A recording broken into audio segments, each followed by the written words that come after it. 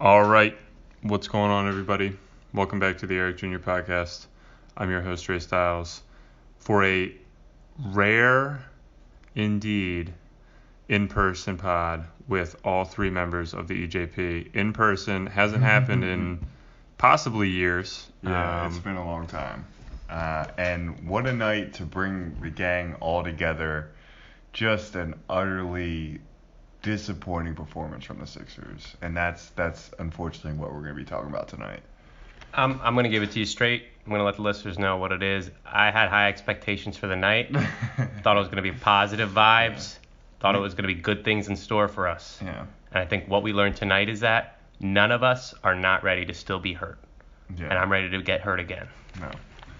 Leave it to the Sixers to ruin just a really perfectly good weekend. Just like a picture-perfect beach day.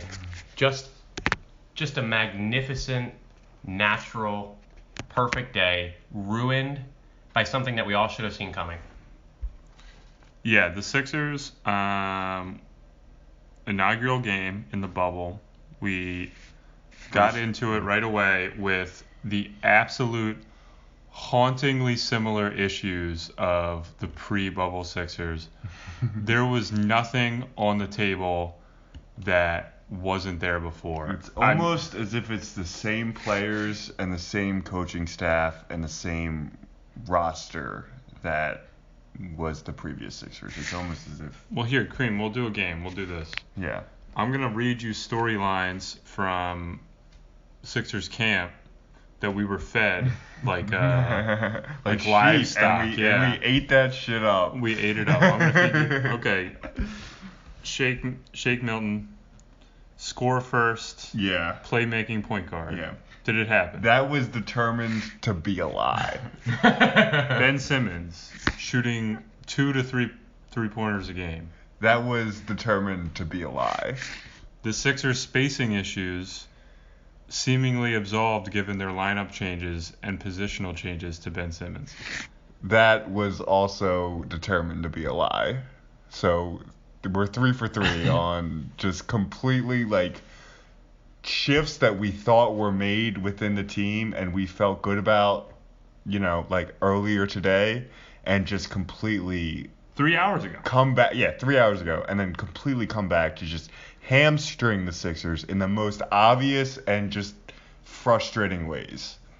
There's so many angles to what you watched tonight, but the utter lack of improvement in any department. Like, obviously Embiid had a monster game, but he was feasting on, TJ Leaf and Doug McDermott, and Jakar Sampson. Like, there was just a pitiful lack of difference in the team. I mean, 20 plus turnovers, horrendous 3-point shooting, no spacing. I was gonna say just like multiple movement at a minimum. Like, there wasn't. It really was the same old Sixers. Like, you can't say that this is a different team than the one we saw 4 months ago. And perhaps what was the most jarring were the Embiid-less minutes. Yeah. Now, obviously, we all got our healthy dose of being checked when Embiid goes back to the locker room, and of course, all of Philadelphia flocks to Twitter to talk amongst their colleagues about this development that we've become all too familiar with. But really, I think what needs to be discussed the most is that Embiid steps off the floor, you're in the fourth quarter, you have a 10-point lead, and after that happens, as we've seen so many previous years, the team crumbles. And I think the response to that, I think the lack of recognition by Brett that something has to change. I honestly think Al Horford had a decent game tonight. It was just it was a lack of recognition of what was happening. Tobias's quote tonight about when it comes down to TJ Warren, they just weren't guarding him like a guy who was on fire. And that strikes me as something at a very base level as professionals, as a team unit. How do you not communicate? How is that not something that's detected once he hits 30 points? Once he hits that first bucket in the second half? That's what I'm looking for. I thought things would be different.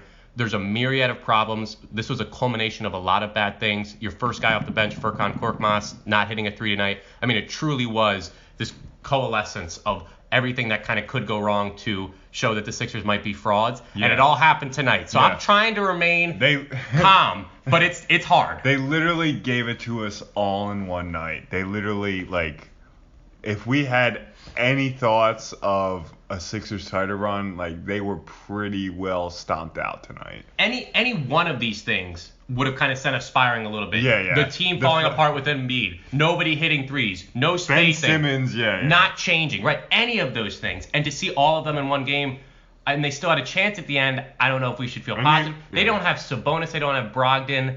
I'm out of sorts. Yeah. Okay, I need you guys to give me something here. Are you with me? Is this DEFCON 12? What's happening? I think it's DEFCON 12. Yeah. What are you at? This is the end of Brett. This is probably not tonight. No. This is a example of stagnation. That's what this is. Like, this was a team that had 4 months of analysis to look at their own film, to look at their own stats, and another month of in practice, in the gym improvement, and you saw absolutely no difference in their state of play. Every single thing they've done was what they were doing prior to the break.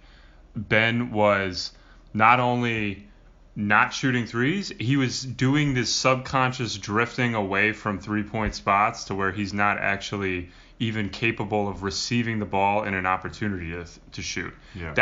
That's Brett. You need to be harping this on these people. Yeah. Like, having him in the dunker spot again when Tobias is ISO'd or Joel's ISO'd, these possessions are awful. They're awful aesthetically. Like, anybody who's watching their tape, which they're watching way more of their own tape than we're ever watching, but the fact that it's like putrid on just aesthetically watching them all be clogged in the lane because he's not in the corner where he should be, or he's not like up at the top of the key where he should be. He's like floating away from areas where the kick out would come to him, right, because he doesn't want to have to take that shot.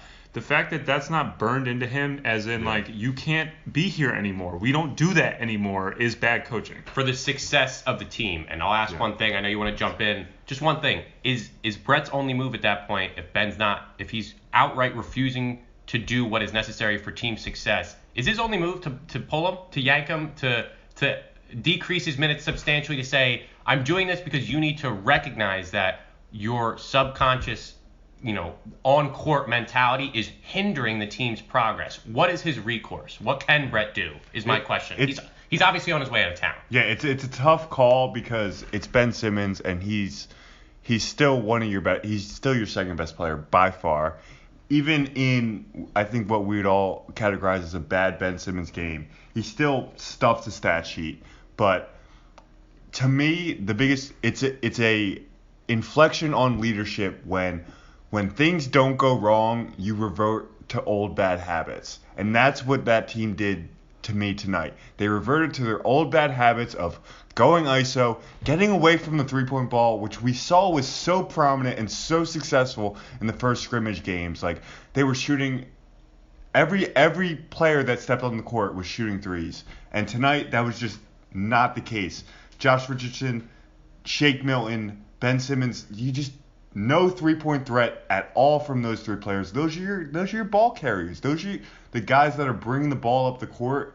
And the fact that they just don't have a three-point threat is what's keeping this offense in like prehistoric ages. Like, it all comes down to Brett Brown, and you know this.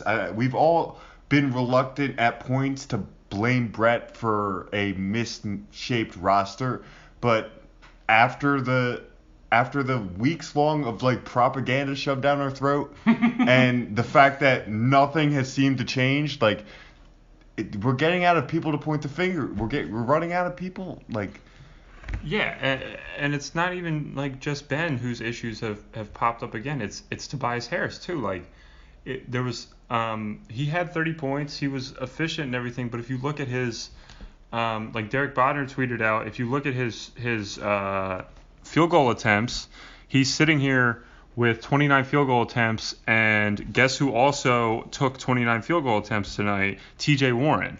You have TJ Warren, and they took a similar amount of free throws, and you have TJ Warren who's gunning the 3-point shot, hitting it efficiently, and he's getting 53 points by the end of the night. Tobias Harris is ISO'd out, and he's took 8 threes the entire game as one of the only reliable shooters on the team. And so many of their possessions with him were like him backing somebody down, taking 6 to 8 dribbles at a time, trying to get a spin move or like a fadeaway 2-pointer. Like this is unbelievable that it's still in the offense. The fact that these possessions are still occurring, and the things that were like so obviously killing you in the previous part of the season haven't been like burned into their minds that like these are not good possessions anymore, and that this is not what we do anymore, is just so disappointing. And I'll say this too, like it was easy to become delusional when you've been away from the team for 4 months. It's so much harder now to be delusionally like optimistic after seeing the exact same problems. Like now we're supposed to believe like those aren't going to pop up to like, yes, will Shake probably not be a complete and utter disaster the next game? I'm going to assume dumpster fire. Yeah, is he going to not be a dumpster fire in 2 days? Probably. But like to think they're going to roll into the playoffs with anything different than this going on has to be, at this point, just delusion. Yeah, like, it's willful ignorance to think that we should remain optimistic. Yeah, we thought that I certainly thought. We thought that they had identified the issues. That was the narrative for the last couple of weeks. That they had identified the issues and they had taken steps to solve those issues. They've been bonding. Yeah. They've been communicating. Yeah. They've been fishing. Yeah. Right? Like they're not even doing that. They had a freaking meltdown between Embiid and Shake after he threw the ball 7 feet over Embiid's head. Like, and Shake has no right to be coming back and arguing against Embiid, right, the leader of the team, and gunning for the leader of the team. The only guy performing the entire night. He had 0 points, he had 3 fouls, and he had like 2 turnovers in the first 5 minutes. Like, of course he's gonna get on your case. Like, you just and he's 7'2", and you threw the ball out of bounds over his head. Like, how do you do that? Yeah. He was a disaster, and they're having infighting now in the first game of the season. Yeah. To just like try to get to some sense of like an order. I think Shake Milton has to be the start of any discussion, because he was billed as kind of the savior of this 5-man unit. He had to be. His skill set was supposed to be the perfect fit for Embiid and Simmons. He was going to absolutely like revolutionize the way the offense worked. And to call this anything other than a complete and utter disaster for Shake Milton would be sugarcoating it. I mean, Ray pointed out 3 turnovers, 5 personal fouls, 0 points, 1 3-point shot. That's I know he got in early foul trouble, and I know that like the move was to feed Embiid like whenever possible, but you can't just get away from what has been taught for the last 3 scrimmage games. Like in the last 3, we've seen he obviously hasn't like lit the world on fire every single time he stepped on the court, but like we've seen him be effective, and we've seen him take strides in helping the offense to like function normally, and like we just didn't see that tonight, and that's really disappointing for the first like game of the Shake Milton era. Like, do you have to completely reconsider this? Is this a tear down again? Like, if you're Brett Brown, what do you even do now? Do you just have to trust that these guys will get better through playing time, or do you go back to the drawing board? I think it's total gut punch, because all of those hypotheticals and potential swapping out of lineups is all that you can consume right now. Like, that's the moment that game ended, everybody's thoughts are spiraling. Like what does Monday night against the Spurs look like? Is Shake Milton no longer in the starting lineup? If you're looking at some facts tonight to look at the game, the Pacers scored 46 points in the fourth quarter. You don't have a competent ball handler that's willing to shoot threes at the end of the game. You don't have a recognition as a team that you need to shut down, double, get the ball out of the hands of the guy who's about to drop 50 on you, put him on the deck. That's coaching again. It's coaching, but it comes down to me as like a team communicating, recognizing what's happening in front of them, and that's maybe what I've been most ignorant about, is that this time is that the opportunity to dissect what went wrong pre-COVID, that all of that was going to result in something different. Not only didn't it not result in something different, it resulted in the exact same type of style of play and problems that we've seen, which I think is why it's so frustrating. We could talk about the implications that this might have if you guys want to pivot to that. I mean, Cream, if you're looking at seeding, I need to give it to me straight. It's bad. It's you now have to beat Indiana over the next 7 games. You have to beat them by 2 games. And the way that they're playing, they're gonna get more cohesive. Oladipo didn't have a very good night. He's still working his way into that offense. Miles Turner was pretty good, but he was in foul trouble the entire game. That's a competent team that you can't expect them to just drop a couple games out of nowhere.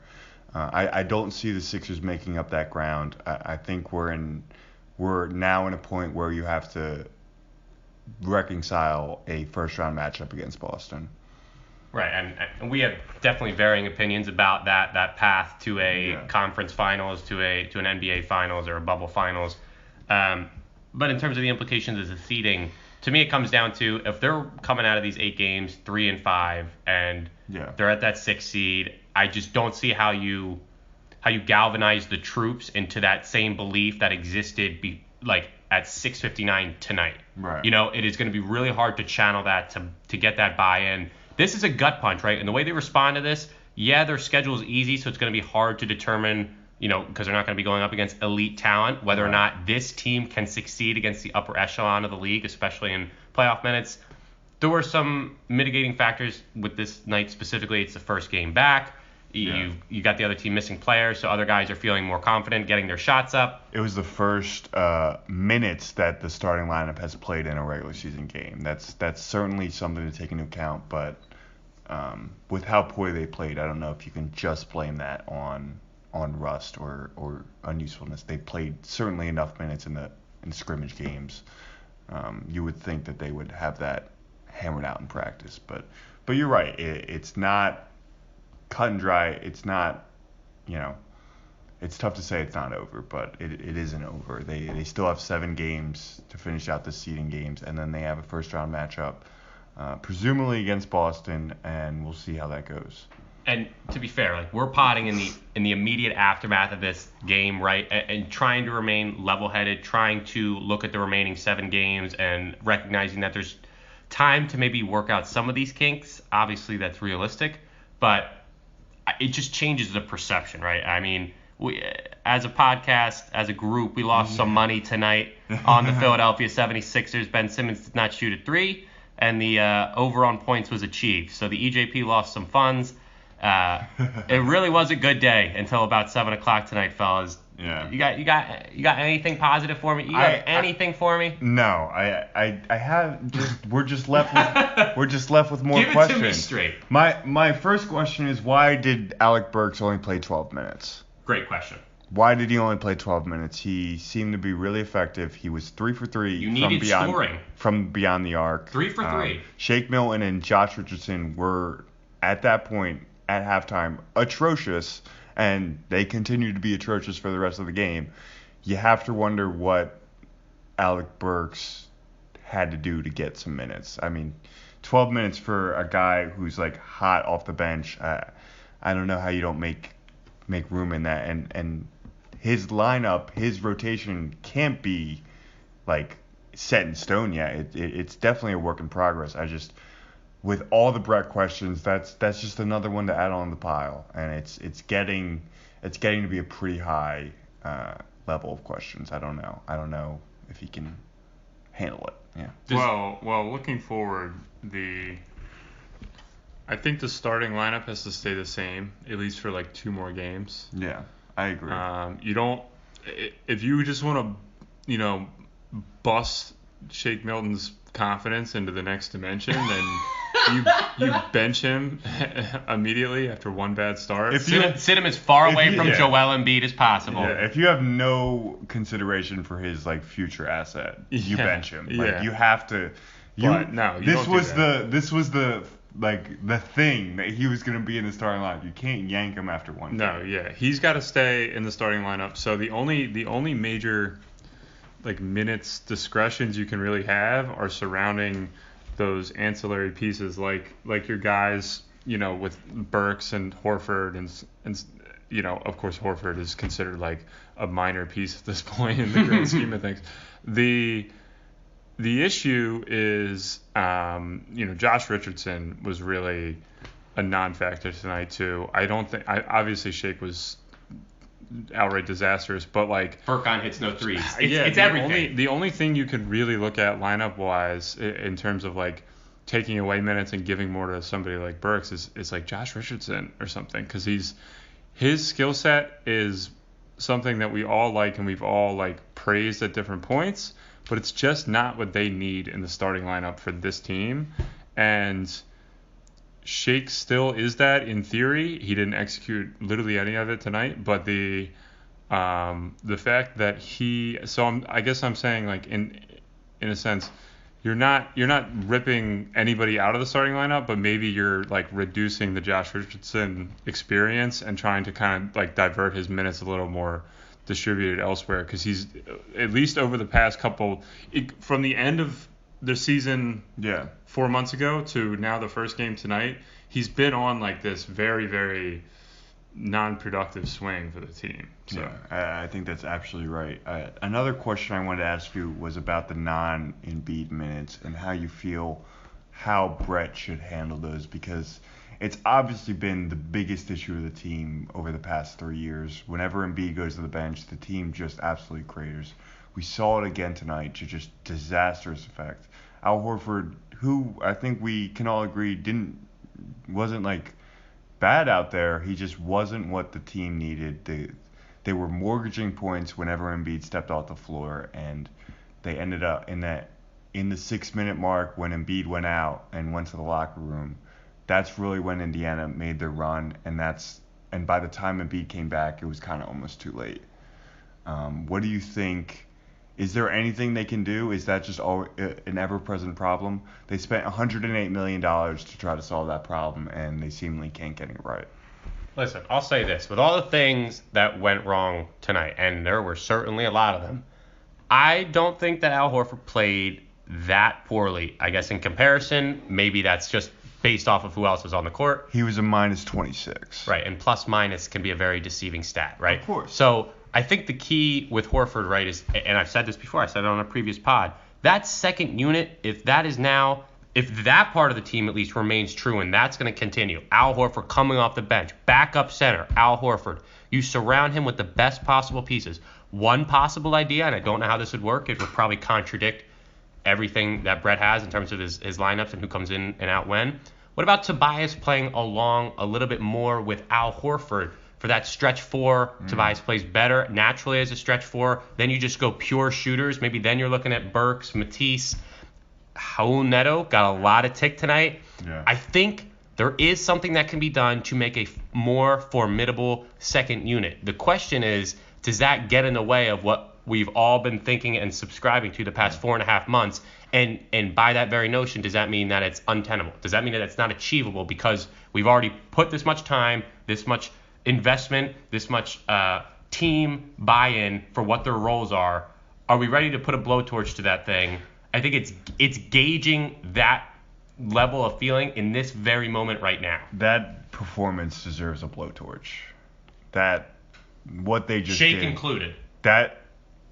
What they just put on the screen for Philadelphia after 4 months of fucking not basketball, and us, the Sixers fans, collectively, like, slowly but steadily, like, Drinking the Kool-Aid. That performance deserves a blowtorch. I don't know if it's the roster, if it's the lineup, if it's the coaching staff or the GM or all of the above, but that was pitiful. Like, that, there's no escaping that, right? That was a Pacers team without Brogdon, without Sabonis. Miles Turner was in foul trouble very early. They were playing Jakar Sampson and TJ Leaf on Embiid for a majority of the night. And you don't come away with a win? Nah. I mean, the thing that kind of sucks for Brett is I don't think the backup center thing is fixable. Like, I really just don't. I think you have to go with Al. Yeah. You pretty much just say I don't know if there's like a Matisse role or something that might help the defense because he could guard like fours probably, but in terms of like get Norvell Pell in there, like that's not gonna do it, man. Yeah. It's gonna be the same. I think it's just gonna be a huge issue, and whether they work through that or not is to be seen. But like for Brett, like what else are you doing with Horford? He can't play with the starters because it's overcrowded, yeah, and if he's not your straight automatic like backup to Embiid, like he's literally unplayable. So at a point you are going with the same strategy. You're just gonna have to beat your head against the wall and hope Al performs and stick with him as the backup five because there's really not another option. Here's the one thing that I would like to point out tonight. Surprisingly, you did see a decent amount of Joel Embiid and Al Horford minutes on the court at the same time tonight. And obviously a lot comes down to Embiid having a real dominant performance. That's a 40-20 game. I mean, that's just going to be forgotten about because of what TJ Warren did. But I think you look at that and you look at all the risks that maybe other organizations, other teams, obviously the Rockets at the top, you look at maybe what they're willing to do with the skills that they have.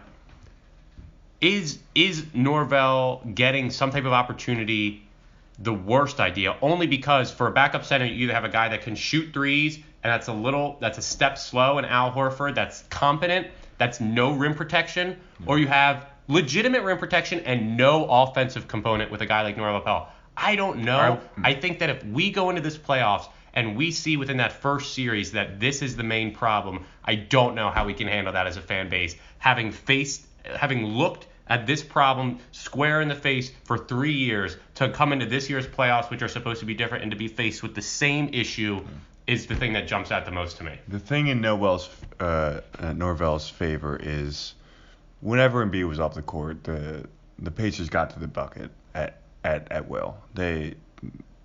Al Horford provided zero rim protection for the entire night, and they didn't even have a really good big. Yeah, it's not like they're the quickest team. It's not like they're running like these super complicated issues. It was T.J. McConnell was getting to the rim, and Doug McDermott was getting to the rim. Yeah. It's embarrassing and it's disheartening as a Sixers fan when the Sixers GM this offseason pushed all the resources into solving that issue and it's still not actually solved.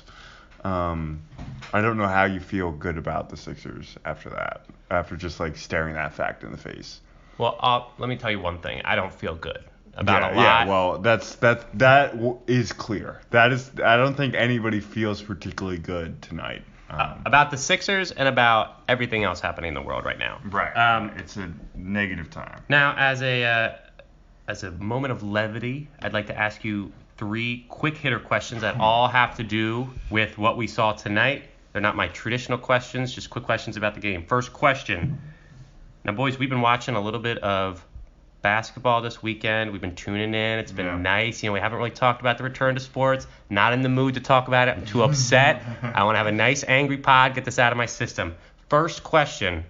You look me in the face and you tell me that those virtual fans representing the Indiana Pacers were not lethargic, apathetic, and nearly absent. You know how many empty virtual seats I saw? Do you have any takes on this? I didn't see it for any other team. Even a question. The small market teams failing to sell out their virtual seats is pretty funny. Is it a blow to the league? Possibly.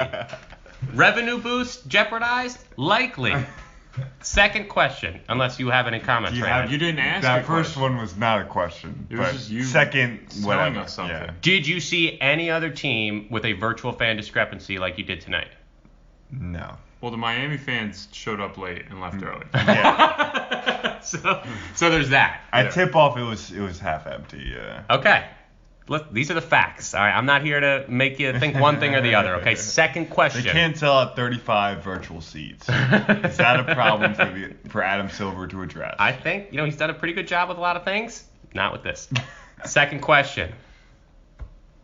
We need a first. Is tonight's 50 burger the only 50 piece you're going to see in the bubble in these 8 games, not counting playoffs? Well, Harden had like 49, right? So will there be a 50 burger dropped in these 7 remaining games? Absolutely. Yes? Yeah, Damian Lillard or something. Yeah, Lillard. No, I think that's a pretty safe bet. Okay, fair enough. And T.J. Warren will not be the only 50 burger. That would be a blow to my pride. Yeah, that'd be. I don't think I can recover from. Just a second round exit and the only 50 burger that happened in the. I'm sorry. In the bubble. I just. What? We have so many supposedly good perimeter defenders. We have so many individual defenders that are supposedly good. Ben Simmons, what the fuck, man? Like, you can't lock T.J. Warren down? Like Tobias said, as a team, they were not treating it as a guy who was on fire. Yeah. And that falls on problematic. Everybody. I think it falls on Ben Simmons. I think in the second quarter he took over like sole defending of T.J. Warren, and he just kept going off. The lapses in concentration off ball from Ben Simmons tonight were extremely worrying for a player that a lot of people thought should get Defensive Player of the Year votes. That's out the window. If anybody thought if anybody catches wind of tonight's performance, they look ridiculous. All right, let me ask my final one, and then we can go back to some real talk here. And this might be the most important question, fellas. Is Matisse Thybulle's blog officially over? I think he's got to cancel it. After tonight. It was just such a horrible game. The team mood is going to be so sour. I don't know how this could continue. Could be good for the content. I would watch it. I think a lot of people wouldn't. I think a lot of people are not going to watch this episode. I was buying any and every form of Sixers content starting in the COVID off season and until 6:59 tonight. I am out. I don't want anything. I don't want any Bleach Report. I don't want any Twitter notifications. I don't want any beat writers. I don't want any Zoom interviews. I don't want any of it. Yeah. You get me to the playoffs in that 6th seed, and let's see what this thing can fucking do. You get me a frosty freeze out, and that's it. That's all a man can ask for. That's all I want is the frosty freeze out, which you didn't even get that tonight. It really gets the people going. And tonight, there just wasn't enough. There wasn't enough juice from a lot of people, and you know what? I feel pretty good. I think I've aired a lot of my grievances. You guys want to throw anything else? I just want to ask a question. Why don't you throw me something else? This was technically an away game. Does this count? Are we going to count this as an away game? Yeah, it does. They are now 10-25. Okay. on the road. Do you think that they will be better when the virtual courts have the Sixers colors as opposed to the other team's colors? The Sixers have. I saw the stats as I was like reading stuff. They are now only behind Atlanta in road record in the league. Wow. In terms of badness, behind in terms of atrociousness. I think the team is deeply flawed, deeply dysfunctional. The thing is, and not well led. The funny thing is, The funny thing is, we all knew that. We all knew that. We all knew that 3 hours ago, and we were still like, maybe. We were still like, what if? But playoffs. We were still like, the playoffs. but, and we just got taken for a ride, man. Well, before tonight, like ripping off a 7-1 record or something and becoming a 4 seed or something wasn't impossible. And now it's just like it's the gravitational pull back down to earth that maybe we needed. Maybe they did us a favor. Speak for yourself. All right, it hurts now, but it would have hurt more like if they lost in the first round. The thing is, they can't even hide it. They couldn't even act like they were running different stuff. They're changed, and they are the ex-boyfriend that like promises upon God and all his family that he has changed his ways, and then a month into the relationship is doing the same shit, man. Like, that's a scummy guy. You gotta break up with him. Cream, you gotta break up with him, dude. I'm this close. You're man. calling my Philadelphia 76ers a scummy guy. Yeah, absolutely. And you know what? They deserve it. You're right. They couldn't, think about this. They couldn't even act like their team was different. Like, they literally... first sign of adversity. They started the game really well. They came out cruising. They had like an 8-point lead almost immediately. And then the second anything became, like, tighter knit, Ben Simmons reverted back to his safe zones, and Shake Milton started turning the ball over like crazy. Like, they couldn't run the new and improved system the second any NBA team responded with like actual defense, actual effort, or scoring on their own. Like, it was just so fraudulent. Like, they were playing, they saw TJ Warren hit a three, and they all looked at each other and said, "We can do that? That's something that happens?" I think they were shocked. I think they were shocked that a player was allowed to take that many threes. I think they thought that there was a rule against it. Listen, I gotta say it, I gotta present it, just because it has to be said. Does this 50 bomb just sitting in your lap right now, does it have you thinking in any capacity, in any way, could this be spinned as a positive right out of the gate, just a smack in the mouth? This is something you're totally exposed. Almost every single thing that went wrong. Is there any way getting this out of the way? Just looking at Shake Milton and saying, maybe it's not what we all were hoping and praying that it was. Does any of that, in the very first game with 7 games still to go, is it better to get this now, or is it better to get it game 4? I think that maybe it does something. Maybe there's a chance. I'm trying to talk myself into it. I'm getting stonewalled by both the other co-hosts. Fellas, is there any way? Nah, dog. Nah. No, this is what I'm saying, where they couldn't even hide it. Yeah. If they could, if it happened game 4... If they could pretend for 48 minutes that they were different, they would have, we wouldn't be sitting here like this. I'm saying, if they reverted back to the old ways in the 4th game, that means that they had 3 games of like doing something different and showing like different tape to different teams. But the fact that they immediately are having the spacing issues again, and that no matter what they've done with Al, it's still like a net negative, that's either A, unfixable, or B, unfixable with like the current coaching staff, or just the current like makeup of who's in place right now. So like the fact that like, this will rile them up to get going later on, like that's something the old me would have believed. I don't. If this happened in the 4th game, that could possibly mean that they had 3 games of like the new thing in place, the new spacing in place, and they just couldn't pull it off for 5 minutes. Nope. All right. Do we have anything else on this? I got one thing. Scale of 1 to 10. Are you hitting me with a 10 right now, Raymond Styles? I want you to look me in the eye and tell me 1 to 10. This is the worst possible thing you could have seen. We're at DEFCON 10 for the first game back. Like, there couldn't have been a worse scenario other than somebody getting hurt. This is the worst product that you could have kind of been presented with.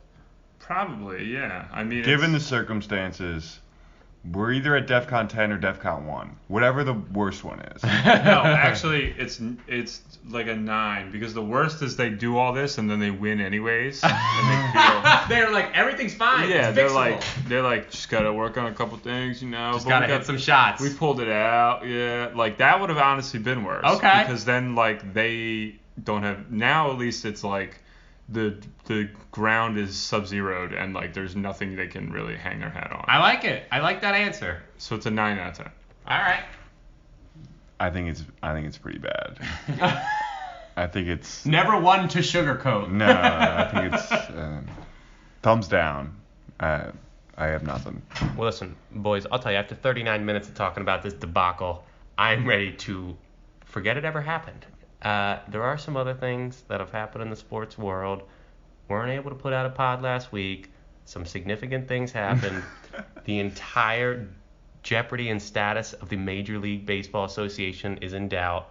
The Philadelphia Phillies haven't played in like a week. Have not put out a game for me to watch in over a week. Listen, guys. They're 1-2. They dropped 2 or 3 to the Marlins. 2 weeks into the season ended. 2 weeks into the season, they're 1-2. 2 weeks into the season, they're 1-2. Losing to the Marlins. No bullpen. Positive test. I mean, the on-field product is the most positive thing about the Phillies.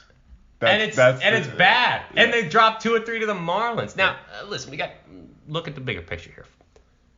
Is the MLB doomed? Yes. They've had 2 teams have like legitimate positive tests be infiltrated by positive tests within 2 weeks of the MLB restart. That's not going to go away. These teams are still traveling. They're still at risk. And if it's happened twice, it's going to happen again. The word doomed, very strong definition there. You're saying doomed means no playoffs, no season, no continuation. I think you're not kicking out 2 teams, 4 teams, and moving forward with 26 teams and saying this is what it is. This is an interesting discussion. I personally would. I would kick out teams that are not able to stay COVID free. COVID free. I would eject teams from the season, and that's the choice I would make.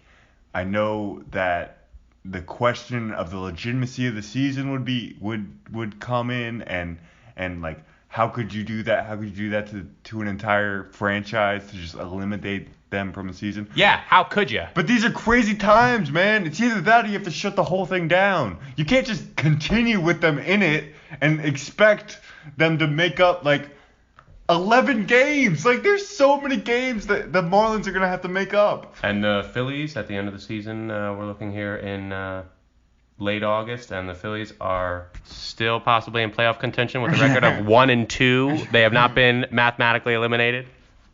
The season at a point, if you're talking about like getting rid of championship contenders off of the schedule now, like you're probably past the breaking point anyways, I guess. But if it's between that and so far 28 teams have shown an ability to keep their roster COVID free.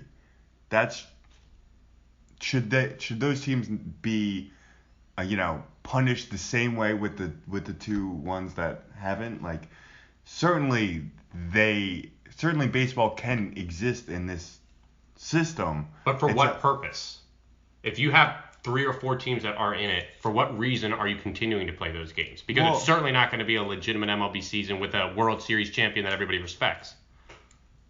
I think it's better than nothing, is it not? Is it? Okay. It's a zero-sum game. I think it's better than the alternative of shutting the entire season. You're right. I mean, obviously there's almost no worse scenario, right? But the idea of preserving it and forcing this season and forging ahead, I think for the traditionalist of baseball, for that consumer, for the demographic, I think they just look at it as such a joke. If their team's not in it, does that put off fans from ever coming back? Or holding a type of feeling about this league and its legitimacy as a league. You know what discourages fans from coming out is if they continue this, if they, using your words, like power force through this, and 6, 8, now 12 teams are infected with COVID, like then you have to shut the season down in mid-August, and yeah, that's probably See, I don't know what getting rid of teams stops that from still happening. Because you have teams that aren't taking protocols seriously, and you have teams. You think that's what it is? So I do. You think like the Marlins players and the there are reports and the Cardinals the Cardinals players were like irresponsible, laissez-faire treating this virus. I think it's plausible. We know of a report that several Miami players went out into Atlanta when they were not supposed to leave their hotel, We know that. How is that happening? MLB, like, you know what's the biggest joke ever? After the Marlins thing broke, they're like, yeah, every team will be assigned a COVID officer to like enforce the protocols. What were you doing before? Who was keeping track? You were just like you're not allowed to spit, but you don't need a COVID officer. Yeah, you don't need. It's like, and you don't have a security guard or something who's like manning the front door. This is like, they're like Team Rocket. They're like the least functional criminal organization ever. You don't have somebody manning the front door to be like, guys, where you going? You're not allowed Like, to leave. Obviously, I'm not telling you like lock them with a lock and key, but like they should be able to leave the building, but like keep a log or something, or like just be like, hey, notify the COVID officer who should have already been employed there. Like, hey, 8 guys are in suits and leaving right now at 11 p.m. On a Saturday night. Is that cool? Is that okay? Or what? Like, we should probably actually like pay attention a little bit to what the other leagues have done successfully.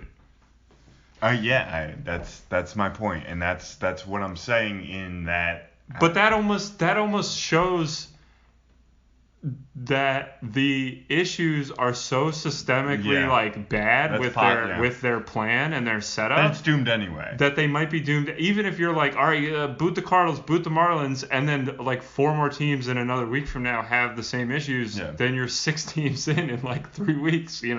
It's not impossible that things just like calm down and the players are like, whoa, like we gotta actually take it serious, and it just kind of like.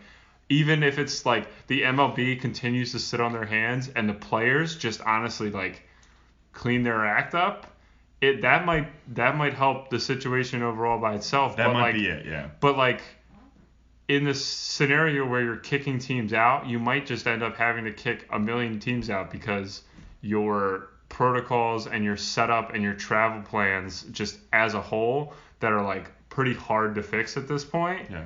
Are like just clearly ineffective. No, you that's a totally fair. Like, you're right. If that's the case, if it's a systemic issue, then you're right. There is no point to the season continuing at all. Like, the season has to be canceled. If you feel that there are certain teams taking it very seriously and certain teams that aren't, I don't think that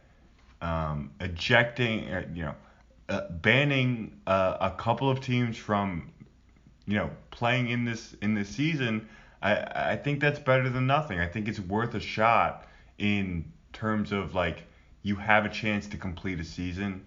I know it's not a perfect season. I know it's not what you would call a legitimate season. Far from it. But it is a season, and it is like baseball being played. I think that there is whoever's left standing at the end, though. It's not about baseball talent. That's the other thing that's going to start happening is more and more guys are just going to be like, I don't need this. Like this is getting stupid at this point. And if you're 8 years into your career and you've got $40 million in the bank or something, like I get the younger guys or the prospects who are trying to get out of their service time, and the guys who are trying to earn their next deal. Like a guy like Real Muto is probably just going to stick it out and just be like, hey, gotta get paid. I got to get this next contract. He's just going to kind of deal with it. But like other guys like a McCutchen or something who's made $100+ million in his career, he's 12 years in or whatever, he might just say like, screw this isn't worth it anymore. Like, you guys clearly don't have good enough standards in place, and you might just see like this mass exodus of players whether there's infections or not. Yeah, that's plausible. Yeah, go ahead. Just to close it out, kind of, it just comes down to a conscious decision to either be proactive or reactive. You are either going to look at it proactively and say, you can see what happened with the Phillies, the Marlins, and the Cardinals, and you can recognize that it's likely to happen again and to affect planning and logistics and the overall authenticity of this entire experience. You can shut it down. You can say, we tried it, wasn't going to be able to happen.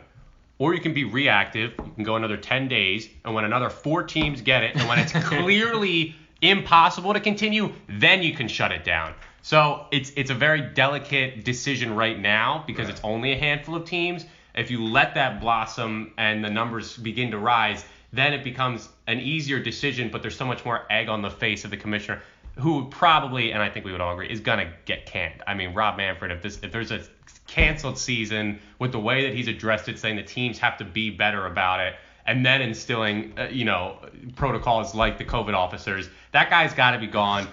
He doesn't strike me as a guy who's proactive. He strikes me as a guy who's reactive, who's going to let other teams get infected. Like, they changed the playoff format 15 minutes before first pitch. Like,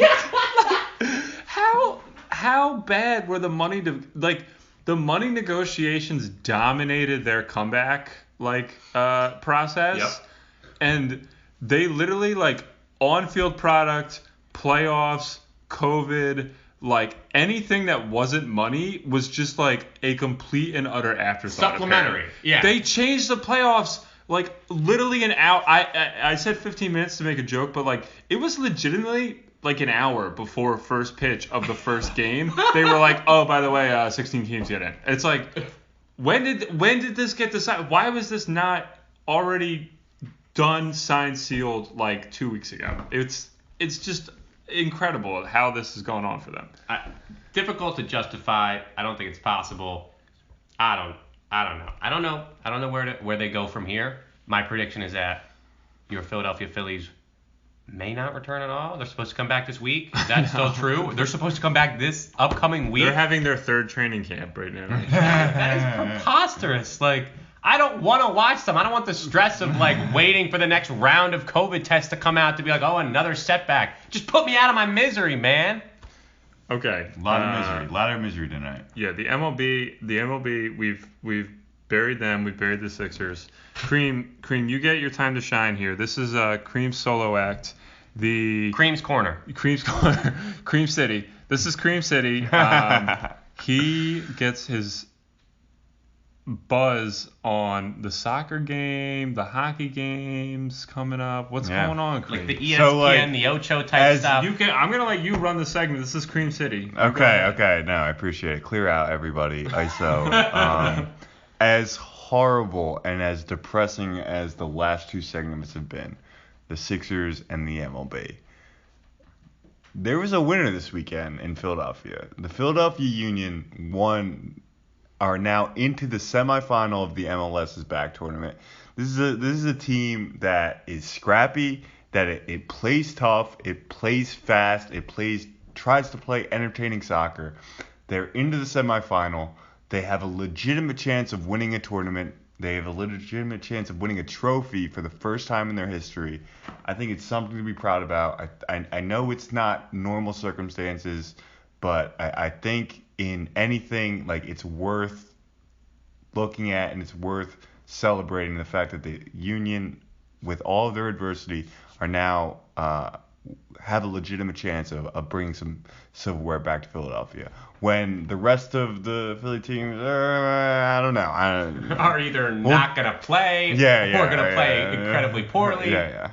And then the other silver lining is that the Flyers are coming back this week. Tomorrow. They start their seeding games this week against the three other top four seeds in the East. They get to battle for a chance to improve their seeding. They get to have tune-ups before their first round of the playoffs. This is, it's been 4 months, but when we left, the Flyers were really exciting. They were really playing super well. They had climbed into the 4 seed. They were playing with such ferocity, with such passion. Chemistry. Like, they are a legitimate Stanley Cup threat. I think anybody that doesn't say that is talking out of their ass. The way they were playing and the way that they project into the playoffs, being able to match up physically with most teams and being able to grind it out. And now that they have a goalie, not just one goalie, they have two goalies that have played exceptionally well for stretches this season. Obviously, Carter Hart, the young like prodigy, but Brian Elliott, the steady veteran, has come in quietly has had a really good season. Either way, I don't think you can go wrong. I think there's a ton to be excited about by the Flyers, and they're going to come back this week, and I'm really excited to see how they play and how they can ease into these games because it's not an elimination round. They're not fighting for their lives like some of the other teams are, and we're thankful for that they can ease into this season.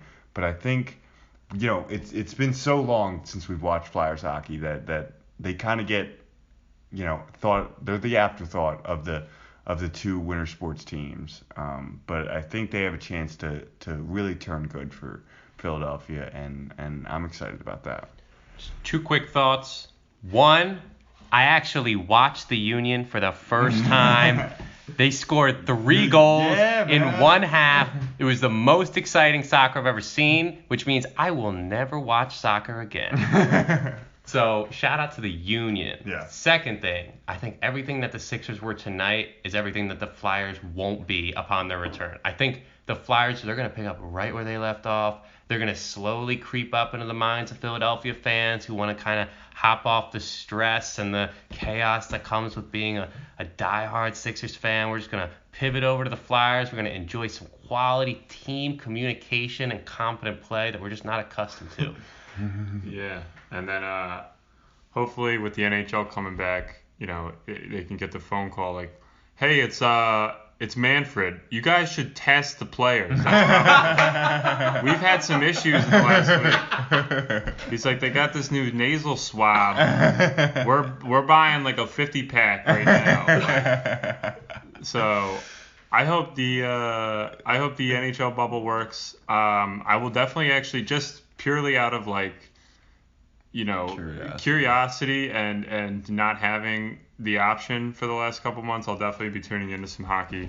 But Creamster, your European team pulled it out today. That's correct, man. I appreciate that. Your final 30 seconds on Creep City. Enjoy it. The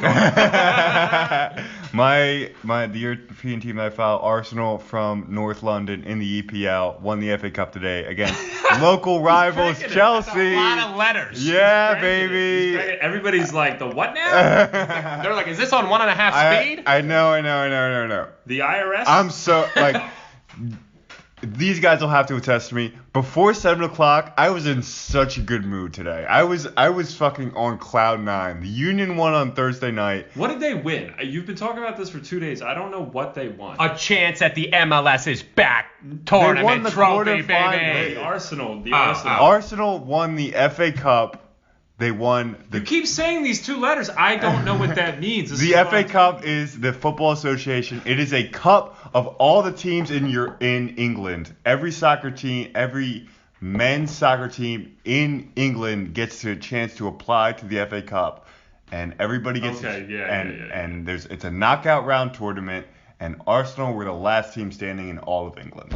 It's the Sweet 16 of soccer, or it's the NCAA tournament of soccer, and Arsenal won it this time, which is a very impressive achievement on the back of a terrible season. All right, I'm done. I'm getting the hook. I'm sorry. I'm getting pulled away from the microphone by Jake and Ray as we speak. If anybody hears this, Arsenal won the FA Cup. Let's go! Oh my God. All right. This has been a brutally negative episode. I actually have one more thing. Yeah. One more positive. Go ahead. One more positive. No. It's a ahead. good thing. Jason Tatum was 2 of 18 the other night. And one of them was actually a bucket by the Bucks. So That's true, yeah. you got to take the positives where they come. Leave the people with something positive. I'd trade Josh Richardson for him. All right. Thank you all for listening. It's been a terrible night, a terrible episode. We thank you all for listening now. Bye.